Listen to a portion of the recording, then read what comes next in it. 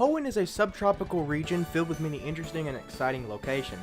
So for my first ever foray into Hoenn with Pokemon Geographic, I picked the majestic Slateport City. On first arrival, Mr. Briny drops you off at Route 109 Beach, or simply Slateport Beach. Route 109 is filled with trainers to battle, and a special challenge in the Seashore House with a prize of 6 cans of soda. Slateport itself is stuffed with places to visit, including Slateport Market, the Oceanic Museum, Stern Shipyard, and Slateport Harbor.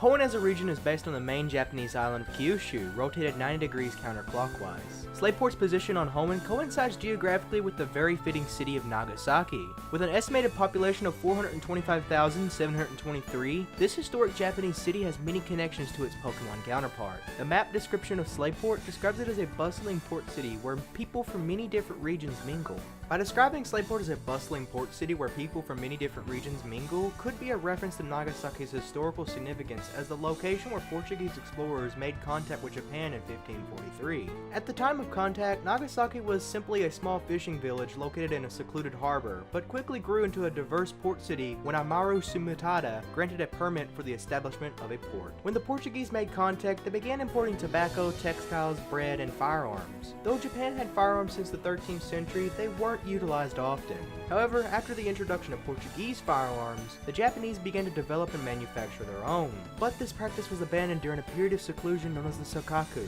A potential origin for Slateport Market could be the small fan-shaped artificial island known as the Dejima. This was the only place where direct trade occurred between Japan and the outside world during the Edo period. It was originally built to house Portuguese traders, but later used by the Dutch as a trading post and source of Ringaku, or Dutch learning, during the isolationist period. Aside from the market, Slateport is also home to the Oceanic Museum. The museum was built by Captain Stern to educate others on the ocean floor and the ocean. Though it may be a stretch, I feel this museum represents the large amount of museums found in Nagasaki. A particular inspiration for the museum may be the Kameyama Sachu Memorial Museum. The museum is a restoration of a building that housed a shipping company started by Sakamoto Yoma. The company is seen by historians as Japan's first trading company and forerunner to the Japanese Navy.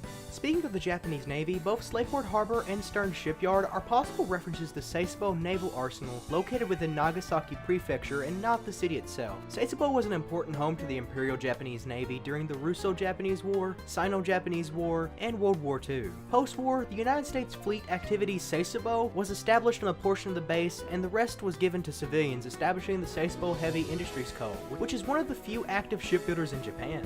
Slateport City follows the Hoenn trend of having names derived from 2 words put together. The first word is slate, a type of fine-grained metamorphic rock that originates from a shale-type sedimentary rock either made of clay or volcanic ash, a possible reference to Mount Chimney. After slate is the word port, and I've already gone into great detail on the impact a port had on Slateport's inspiration, Nagasaki. Slateport City, in my opinion, is one of the best cities in Hoenn. The significant amount of places to visit allows you to spend time getting acquainted with the city, time that you would otherwise be spending traversing routes to your next destination. In addition, being able to talk about Nagasaki's history of foreign contact and naval importance was a blast. However, it's about time for me to wrap up this video.